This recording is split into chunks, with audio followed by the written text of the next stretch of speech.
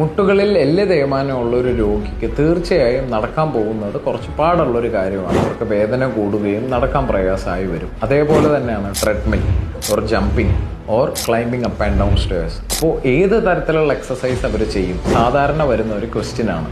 Cycling or swimming, ഈ രണ്ട് എക്സസൈസാണ് ഞാൻ എൻ്റെ പേഷ്യൻസിന് സജസ്റ്റ് ചെയ്യാറ്. എന്തുകൊണ്ടാണ് സൈക്ലിംഗ് ഓർ സ്വിമ്മിങ്? ഈ രണ്ട് എക്സസൈസും ഒരു ലോ ഇമ്പാക്റ്റ് ആയിട്ടുള്ള എക്സസൈസുകളാണ്. എന്താണ് ലോ ഇമ്പാക്റ്റ് എക്സസൈസ്?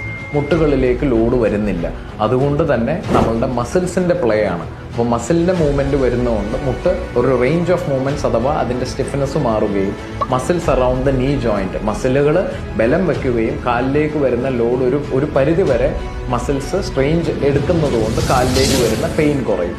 പിന്നെ നമ്മൾക്ക് കാർഡിയോവാസ്കുലർ എക്സസൈസ് ആണ്. ഒരു പ്രഷർ, ഹാർട്ടിന് ബുദ്ധിമുട്ടുള്ള ഒരാൾക്കും ചെയ്യാൻ പറ്റുന്ന തരത്തിലുള്ള ഒരു എക്സസൈസും ബെനിഫിറ്റും ഉണ്ട്. And it's definitely a calorie burner and it reduces your body weight. അപ്പോൾ ഈ റീസൺസ് എല്ലാം കൊണ്ടാണ് you must try a low impact exercise അഥവാ ഇമ്പാക്റ്റ് കുറഞ്ഞിട്ടുള്ള എക്സസൈസുകൾ. Thank U.